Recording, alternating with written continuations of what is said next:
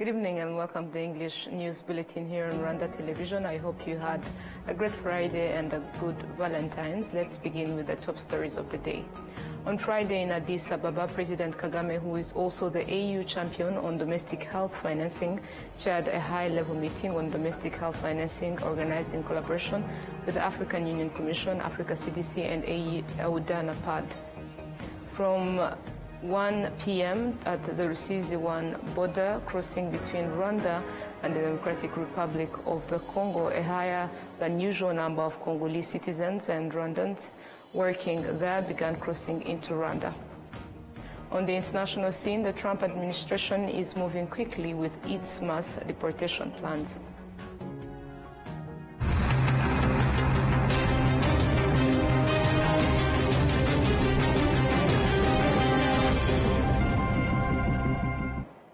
My name is Olive Netin. It's always a pleasure to have you with us. And as we kick off this edition, let us inform you that President Paul Kagame is in Addis Ababa, Ethiopia, where he has joined other heads of state and government from across the African continent for the 38th ordinary session of the Assembly of the Heads of State and Government of the African Union, which will take place over the weekend.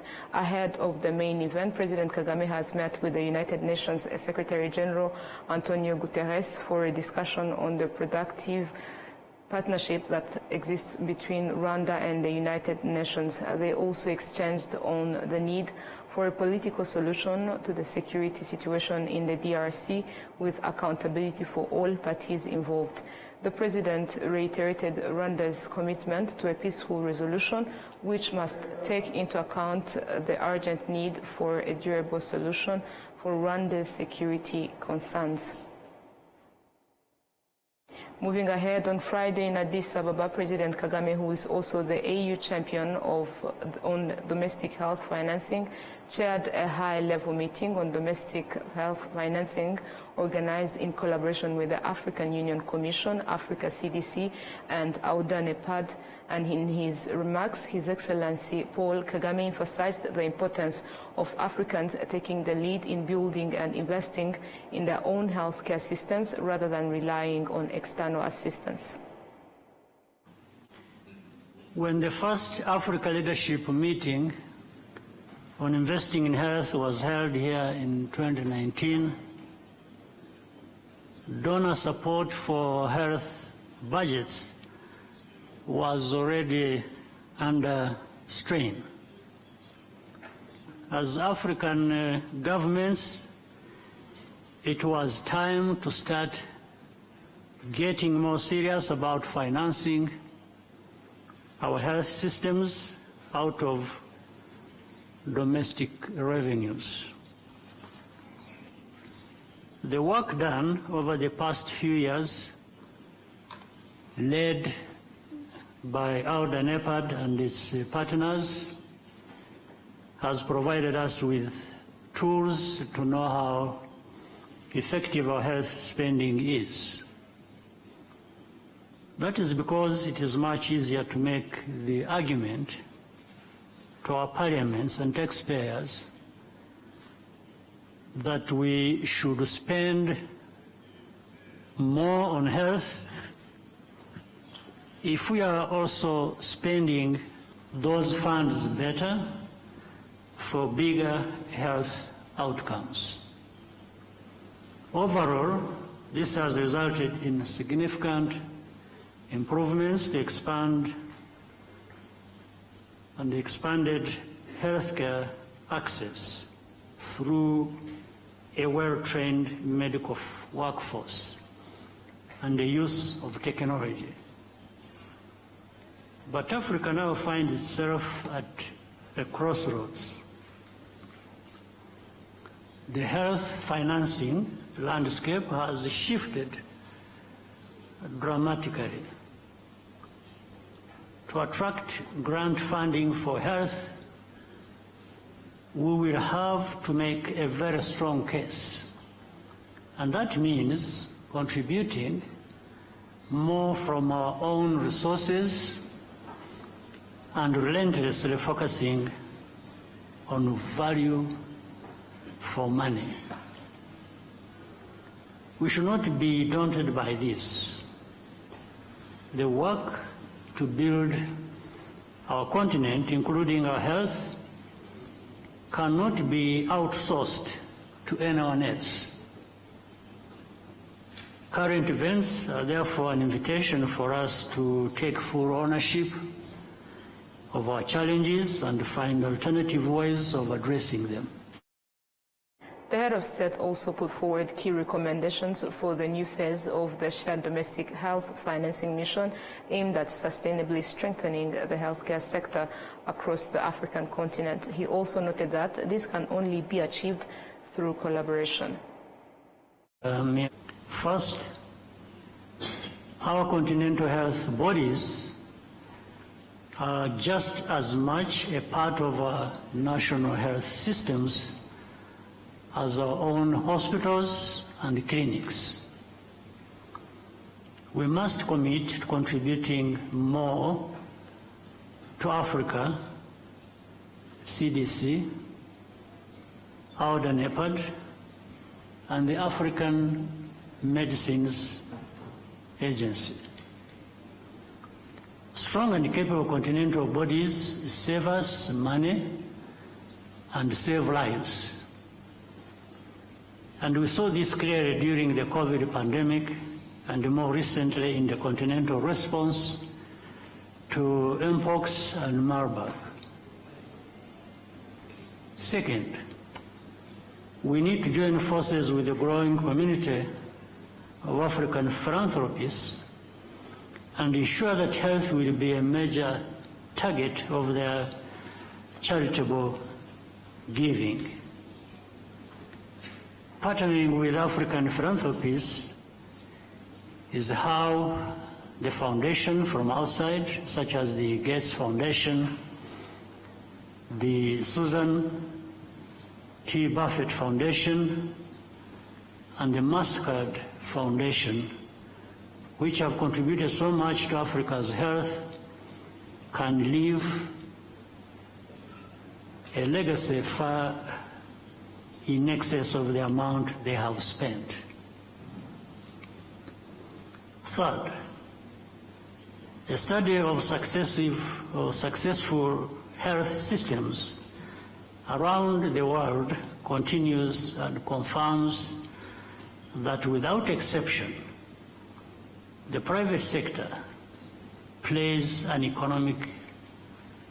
enormous role, both in the provision of care and in ensuring that workers benefit from high-quality insurance, complementing what the state is able to provide on its own. I propose that over the next year, we work together to define new mechanisms for concrete collaboration on healthcare among governments, business, and philanthropies, and draw more and more actors in these efforts. I ask that our African Union health bodies lead us in this work. Now moving ahead to more news from 1 p.m. at the Rusizi 1 border crossing between Rwanda and the Democratic Republic of the Congo, a higher than usual number of Congolese citizens and Rwandans working there began crossing into Rwanda. Between that time and 3 p.m., the border saw a significant influx of people as it normally closes at 3 p.m. This movement follows reports of the capture of Kavumu Airport, located about 30 kilometers from Bukavu, as announced by the M23. To more news, the Republic of Rwanda has requested the African Court on Human and People's Rights to reject the DRC's application, citing the court's lack of jurisdiction and the case of failure to meet admissibility criteria. The DRC has filed a case against Rwanda alleging human rights violations, and RBA's Emmanuel Munyarukumbuzi spoke with Michael Butera, the Chief Technical Advisor in Rwanda's Ministry of Justice, on the matter. Take a look. Hello viewers and welcome to this special interview. I'm Emmanuel Munyarukumbuzi and today we are with Michael Butera, who is a Chief Technical Advisor at the Ministry of Justice. We are here at the African Court on Human and People's Rights in Arusha, Tanzania, where we've assisted to a public hearing the last 2 days in the case that opposes the Democratic Republic of Congo and Rwanda on allegations of territorial violation of territorial integrity and many other allegations. So, Mr. Michael, would like to start with taking stock of the last 2 days. For somebody who has not been around, what should they know or what is there for them to understand? Thank you. Actually, also to start with the correction, it's not extraterritorial jurisdiction, rather it was a human rights violation dispute, and so we've gone on for 2 days, and basically the whole entire case was around two issues, which one is jurisdiction of the court to hear this case and admissibility, whether actually this case should be accepted and be heard in this court of law. And, you know, the case revolved around, you know, basically that this case is not about human rights violations. The case rather went far beyond the scope of the mandate of this court, where it ventured into the use of force, you know, including as far as war crimes. It talked about sovereignty, you know, peace and security, which are issues that are beyond the court's jurisdiction, the powers that the Charter gives this court, which is the you know, strictly speaking as violations of human rights and not other matters as you've seen. But the whole entire case is relying on that. Now, the other ambit of the case was about admissibility. And we're raising issues including that there was no exhaustion of local remedies, which is a requirement of this court, that before you actually appear to this court or before you move this court, you should have exhausted local remedies. And that wasn't done at all. And then we raised another issue, which is about the evidence, the type of evidence and the nature of evidence.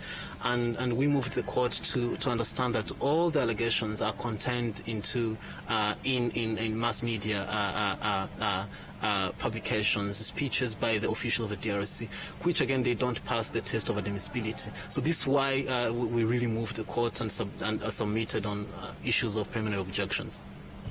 Well, talking about the evidence that is heavily relies on or articles or information disseminated through mass media, they had an objection that Rwanda used exactly the same thing to talk about the genocide. What do you have to say to that? No, those are totally different two contexts, right? The genocide against the Tutsis that they cited, that actually Rwanda also relied on, it wasn't matters of evidence in court of law, right? When we had cases in court of law, including the ICTR, we were not invoking what was said on the media. Rather, we were actually holding accountable the actual mass media that actually were perpetuating all this genocide propaganda. So this is totally different, and we were of course surprised that that DRC was trying to compare the two contexts.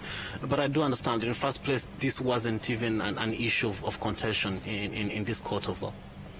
So what about the accusations or allegations of Rwanda committing genocide against some people in DRC? What do you have to say to that? Because they mentioned it during their oral presentations.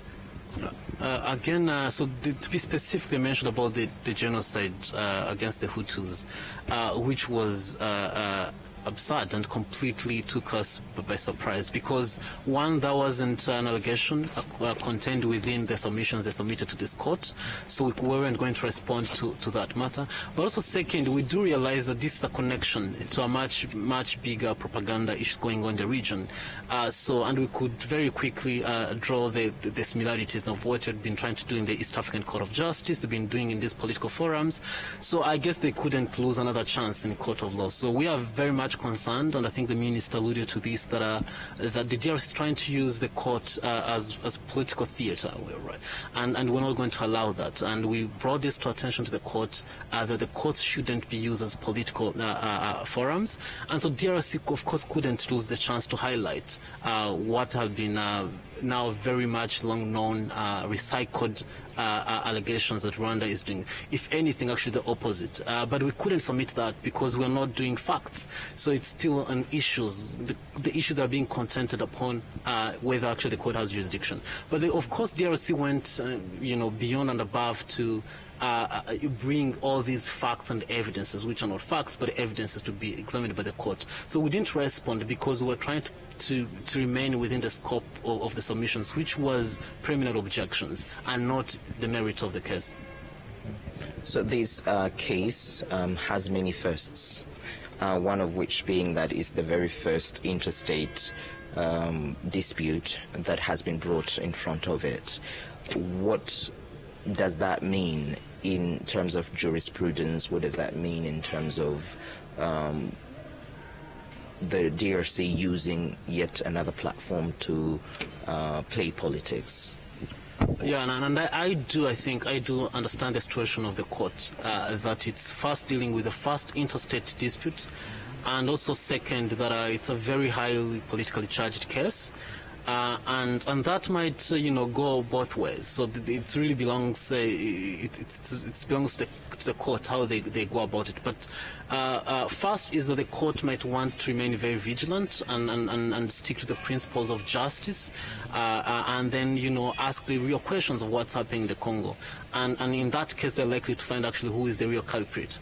On the other side, they might, unfortunately, and I hope it won't, be moved by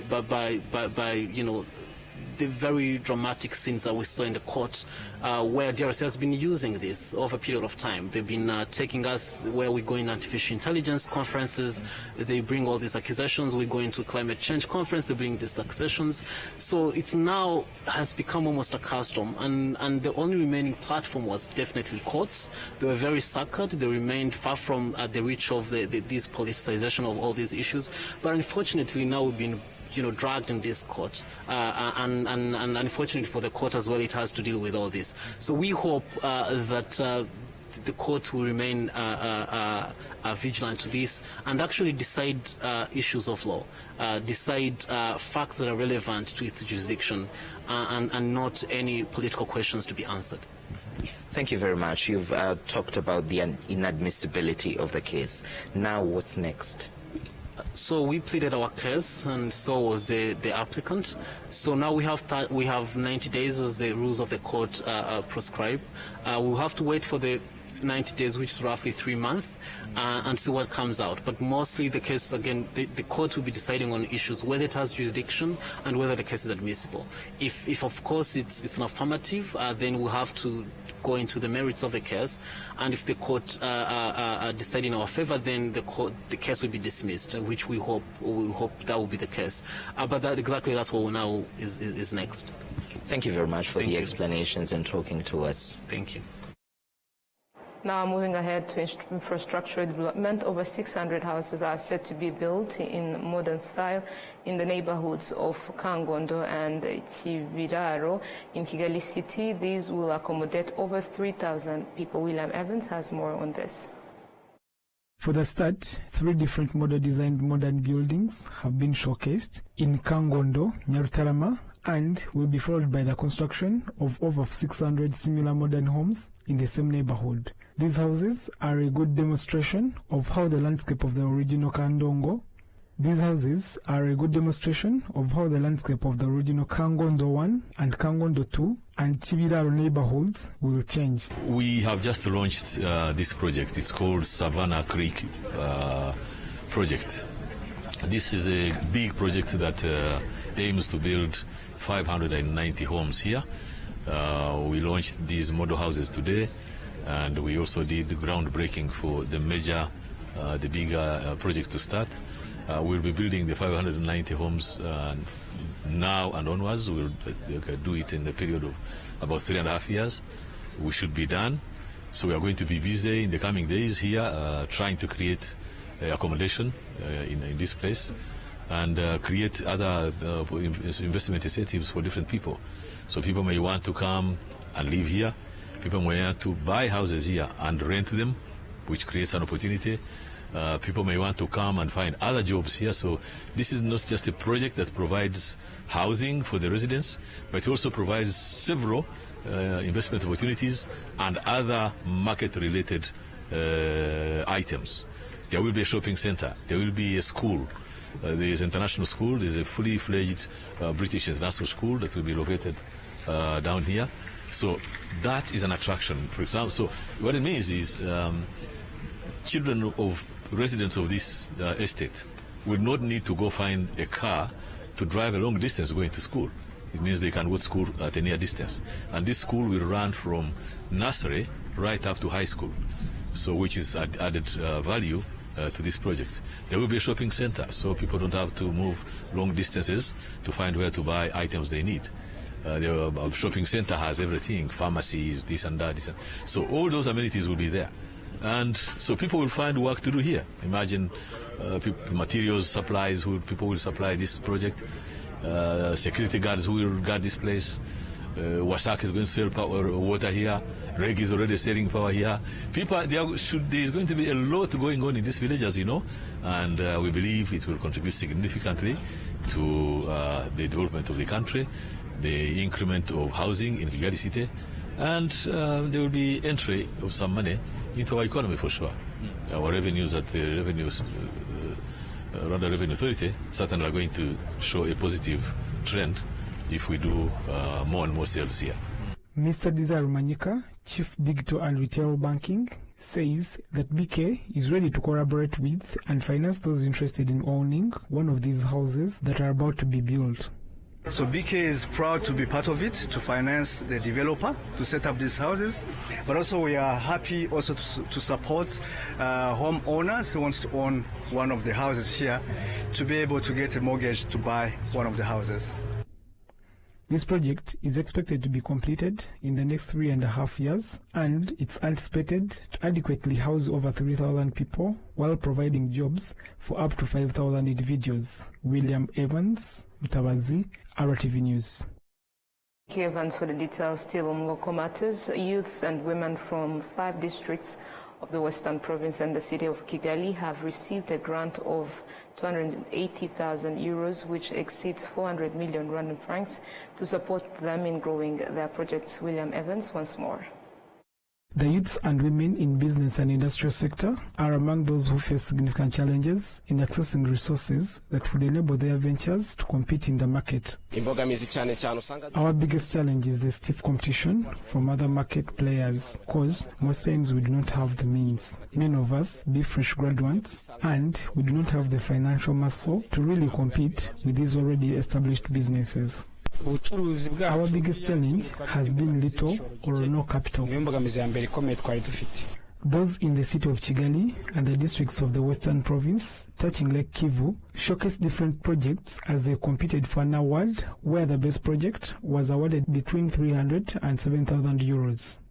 The recipient of this grant affirmed that it will help them increase their productivity. If, for example, I've been employing 15 permanent staff, by default, the number has to increase, meaning more people are getting employed. I'm also expanding my reach to other parts of the country and to the less consumer. With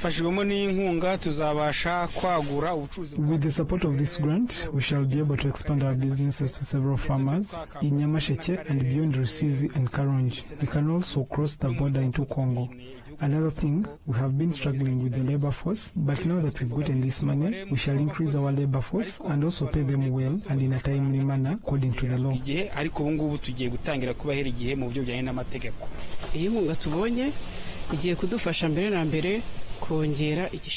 This grant will help us in increasing our initial capital, and this will mean increased productivity. This will help us recruit more workers and will facilitate economic growth of our workforce.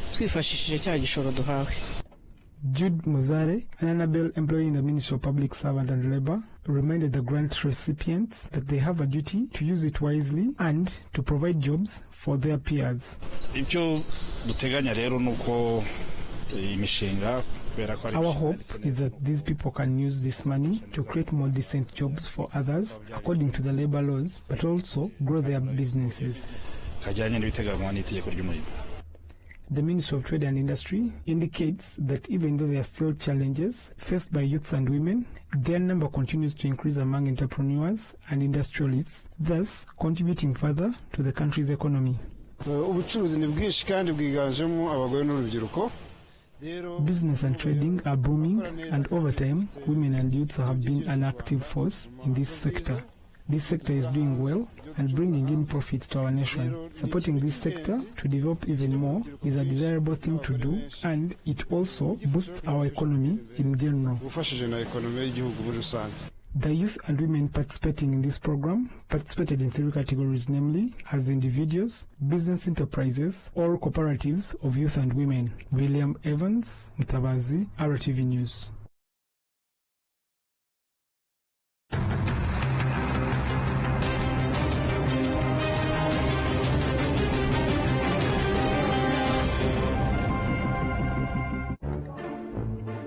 Halo, mustashiri wanjye.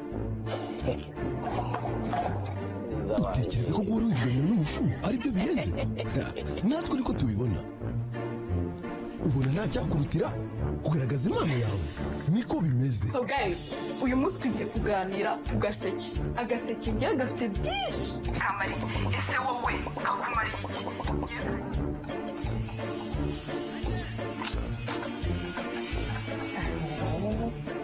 Manudi.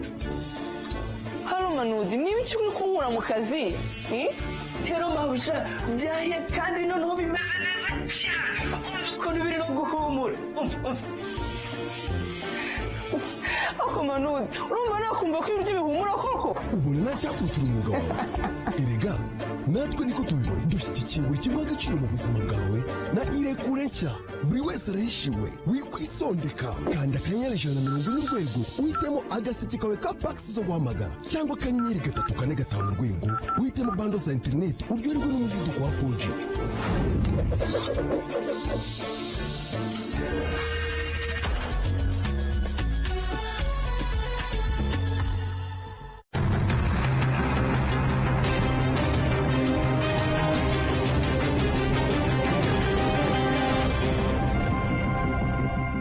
You are still watching RTV News now to matters making headlines globally.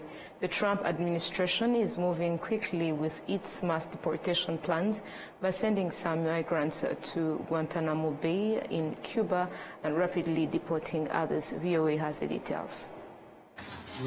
On his first day in office, U.S. President Donald Trump declared illegal immigration a national emergency.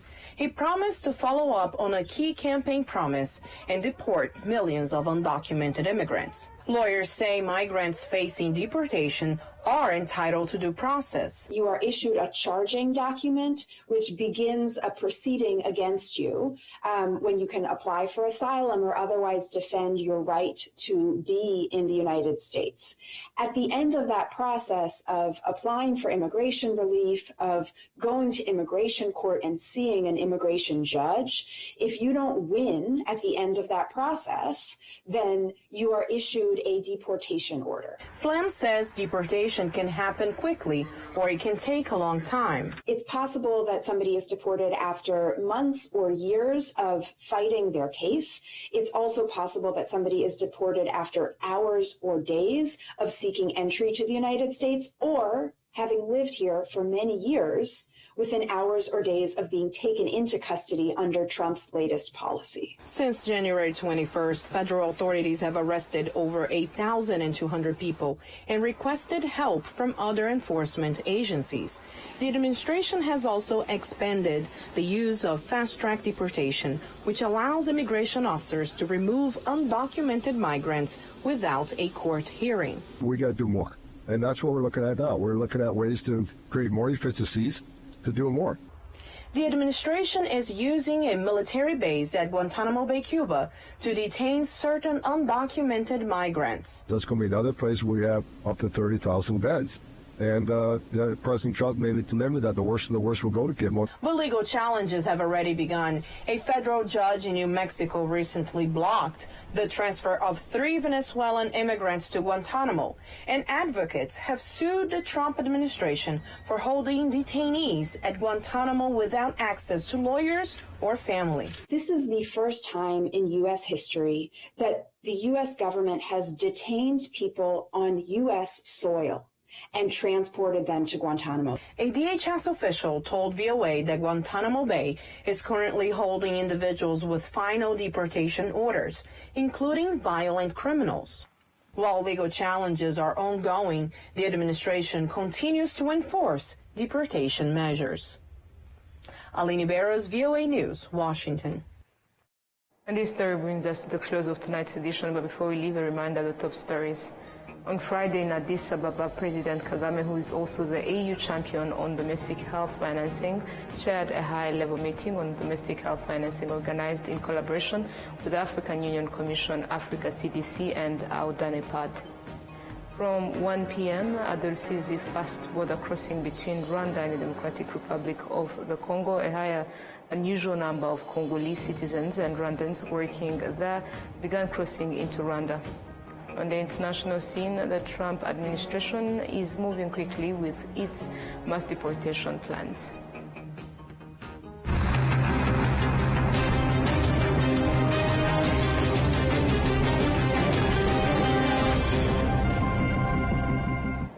And that concludes today's bulletin. Thank you for joining us. On behalf of the entire news team, we wish you a restful weekend. Take care of yourselves.